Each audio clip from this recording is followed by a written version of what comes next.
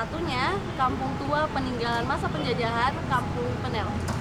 Di sana dahulu para pendahulu bangsa ini menggelorakan perjuangan.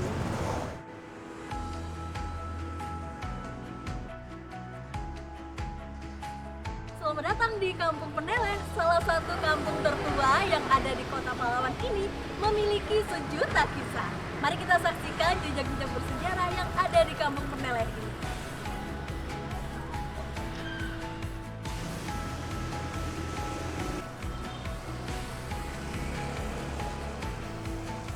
Di tengah-tengah kota yang semakin modern, terdapat sebuah rumah bersejarah yang menjadi saksi bisu perjalanan panjang perjuangan kemerdekaan. Rumah inilah milik Hos Cokroaminoto, seorang tokoh besar dalam pergerakan nasional Indonesia. Dinding-dindingnya penuh dengan cerita dan kenangan yang tak ternilai. Setiap sudut rumah ini mengandung makna yang dalam, mengingatkan kita akan perjuangan para pahlawan dalam memperjuangkan kemerdekaan Indonesia.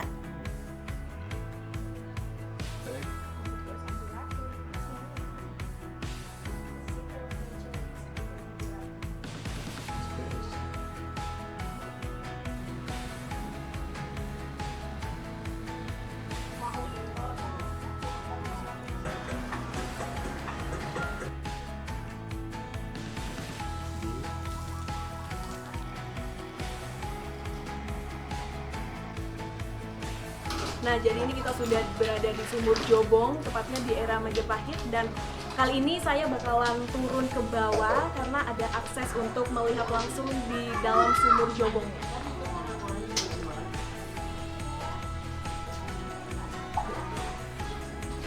Nah, jadi ini sekarang saya ingin merasakan sensasi dari segarnya sumber mata air Sumur Jobong langsung dari sini. Bagaimana rasanya? Boleh minta tolong disiramkan ya, Pak? Bismillahirrahmanirrahim. Seger ya, Pak ya? Ternyata masih jernih juga untuk airnya dan dingin rasanya. Karena memang masih dijaga kelestariannya, jadinya untuk sensasi airnya ini sendiri masih sangat benar-benar segar sekali. Ya, pertama kali penemuan sumur Jobong ya diawali dari pembuatan drainase saluran air gorong-gorong pada saat penggalian sedalam 1 meter yang namanya Pak Gandhi. Itu tepatnya pada hari Rabu tanggal 31 Oktober pukul 18.21 2018. Yang di situ yang namanya Pak Gandhi menggali dengan kedalaman belum nyampe 1 meter itu udah ditemukan ini tulang-tulang manusia, ada hewan juga di area sumur itu juga. Akhirnya setelah menyampe kedalaman 1 meter itu ditemukan ini bata tebal yang tebalannya 8 cm, lebarnya 20 cm, itu panjangnya kurang lebih ada yang 25 cm, ada yang 30 cm, ada yang 40 cm. Itu kalau panjang utuhnya sekitar 35 cm. Itu menutupi di atasnya sumur itu berjajar ini 1 meter persegi. Nah, pada saat itu Pak Gandhi sekrupnya itu membentur, benda keras di situ. Kayak gini, apa itu Pak Gandhi? Ya, nggak tahu Mas. Terus saya lihat loh, kotak juga akhirnya saya tahan. Pak Gandhi jangan dihancurkan, ini tolong jangan keburu dulu ya. Akhirnya sama Pak Gandhi bata-batanya itu dinaikkan, nggak jadi pakai linggis. Ya, sudah dinaikkan semua bata-bata itu di atas galian tanah itu. Akhirnya terlihatlah seperti huruf C, bibir sumur ini yang lainnya rapat dengan tanah liat, tanah-tanah. Akhirnya sama Pak Gandhi itu dibulatkan menjadi cincin, kemudian apa itu melingkar, akhirnya dalamnya itu cincin.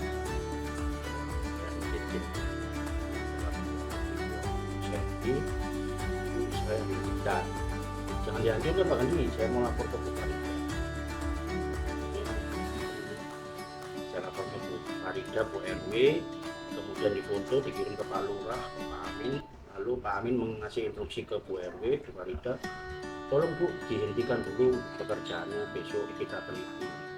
Nah, besok pagi jam 9 itu Pak Lurah itu melapor ke Pemkot akhirnya melapor ke sana, barulah teman-teman semua dari dinas Pemkot ini ke sini, ada dari tokoh-tokoh sejarawan di Surabaya di sini, dan melihat temuan itu akhirnya temuan-temuan seperti apa tulang-tulang manusia, apa dari dikumpulkan di area sini.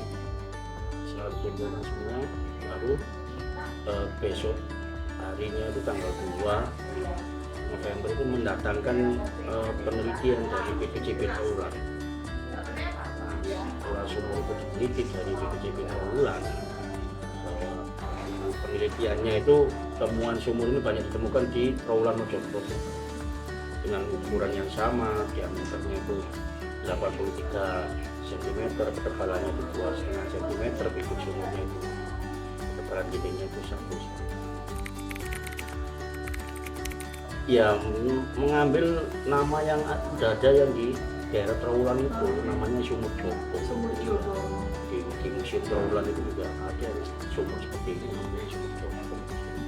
Kemudian juga dengan temuan tulang-tulang manusia yang ada di area sumur itu juga kan dilakukan ini kan penelitian untuk bisa mengetahui usia angka kematiannya di tahun berapa. Akhirnya ini dari laboratorium Universitas Erlangga, dari laboratorium kajian etnografi kematian Universitas Erlangga itu bersama dengan laboratorium radiokarbon Australia National University Canberra itu melakukan ini penelitian tulang-tulang itu. Ternyata angka usia kematiannya itu di tahun 1440. Ya, berarti di situ ada juga sudah dilakukan tes DNA warga beberapa yang di sini itu tes DNA diambil air liurnya, sehingga dengan hasil tes DNA itu ada kesamaan 90%. Nah, itu salah satu yang diambil tes DNA atau air liurnya itu ayah saya. Ya, seperti kalau yang warga asli ya masih ada, seperti Bu Ida juga, ini ibunya orang sini asli, terus orang sebelah sana Pak Nono, tinggal berapa orang lah, terus Bapak Toye itu nomor 37 juga yang ada dari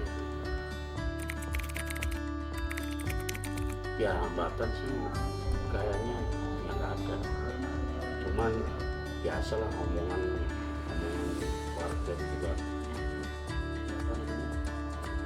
Kira banyak tamu, banyak uang, padahal nggak semuanya juga seperti itu gitu loh. Ya, yang pokoknya penegarakannya kalau tetap jadwal rutinitas saya ya saya bersih-bersih sumur, terus buang air sumur, siram-siram itu biasa sebulan seperti itu.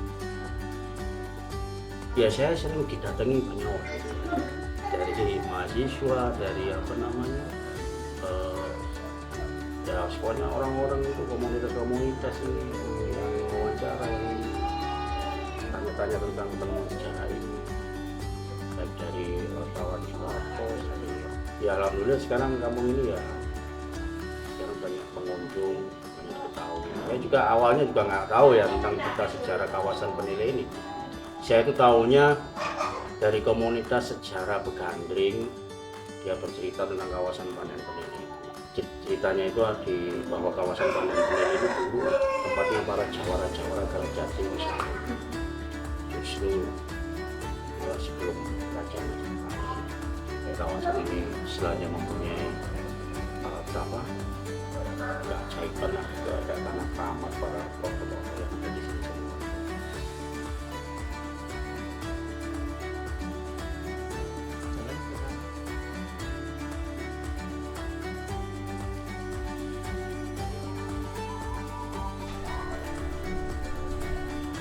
Berdiri kokoh di antara deretan rumah peninggalan zaman, Langgar Tukur ini tampak sangat bersahaja. Langgar atau biasa disebut dengan musola kecil ini konon sudah berdiri sejak ratusan tahun silam. Hal ini menandakan bahwa usia Kampung Peneleh sudah sangat tua.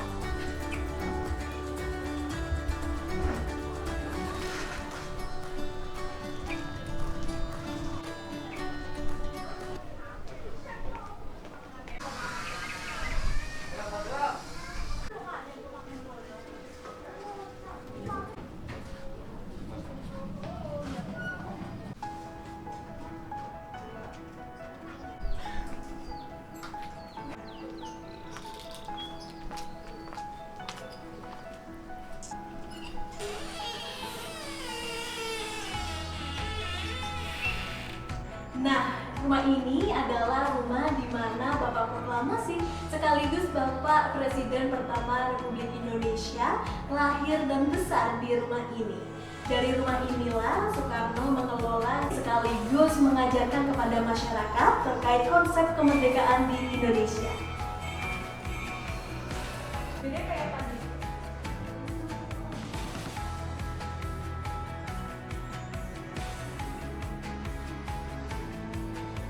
Belum.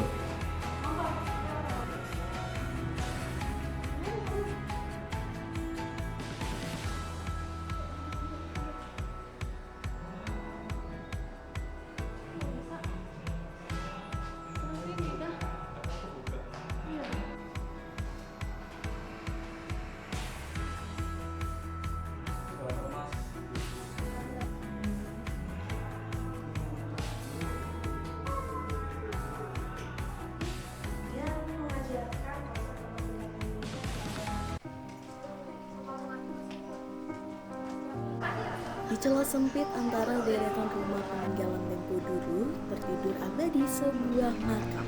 Makam sederhana, lambang kerendahan hati sang empunya. Makam Belanda Peneleh ini memiliki nilai sejarah yang tinggi dan menjadi salah satu historis wisata kampung ini.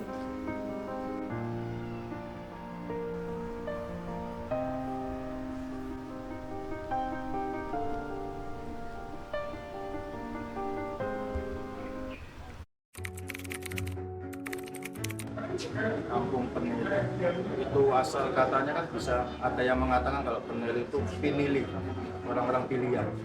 Jadi ada beberapa sumber walaupun belum didukung dari dengan data tulisan itu Peneleh ya, pinili. Jadi orang-orang pilihan yang ada di daerah sini.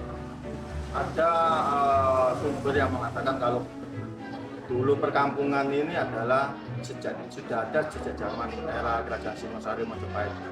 Dulu ada pemberontakan di daerah Surabaya sekitar sini, kemudian dikirim pasukan dari Singosari ke sini untuk membuat pemberontakan Kalabaya. Setelah berhasil, itu pasukannya ada yang stay di sini. Pemukiman orang-orang pilihan ini yang akhirnya menjadi toponim nama kampung Pinili yang ada.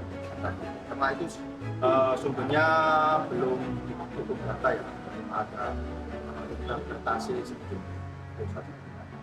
Kampung Peneleh ini diduga adalah pemukiman kuno. Karena apa? Karena Peneleh itu dekat dengan sungai. Diapit dua sungai, Sungai Kalimas yang sebelah barat sama Sungai Undaan. Ya. Kampung Peneleh ini ada di tengah-tengah. Jadi namanya suatu daerah yang diambil sungai itu pasti subur. Itu pasti ada. Apalagi waktu zaman Majapahit itu ada prasasti Canggu. Prasasti Canggu itu berupa lempengan bumbu yang menerangkan bahwa ada desa-desa tepian sungai. Untuk bahasanya itu Nadibira Pradesa. Desa-desa. Salah satunya itu menyebutkan desa Impul yang sekarang menjadi Impul di desa yang sekarang ada di Surabaya. Asal mulanya dari menjadi kota Surabaya. Nah, di Surabaya itu di mana sebuah desa, banyak yang menduga bahwa desa Surabaya ya di daerah sini, Peneleh. Ini cuma asumsi ya, itu desa. Nah, salah satunya juga ditemukan sumur Joglo. Ketika diteliti itu bentuknya seperti sama dengan Pulau itu seperti daerah Majapahit. Nah, itu menunjukkan kalau desa Pandaian Peneleh itu adalah desa permukiman kuno. Itu suatu kebanggaan bagi warga kita ini, karena kampung kita memang akhirnya dikenal dan juga punya sesuatu yang bisa dijual. Salah adalah sumur Joglo, kemudian rumah lahir Bung Karno, ada makam Eropa, ada rumah museum Bosok Tangan Tonto, kemudian rumah-rumah kuno era kolonial. Nah, itu kan menunjukkan kalau desa ini, kampung ini kan menjadi pusat wisata yang bisa jadikan nanti yang bisa jadi pemasukan bagi warga sekitar. Jelas ya, saya juga bersyukur karena dikenal banyak dunia juga di sini, negara-negara tetangga juga di sini juga ada wisatawan asing. mahasiswa-mahasiswa yang bulan Januari tahun kemarin juga banyak yang dari Australia juga mahasiswa 20 orang nah ini mbak ada yang dari Kanada juga profesor di sini dari Inggris mahasiswa Jepang Malaysia ya mereka di sini juga senang karena bisa bermain dengan air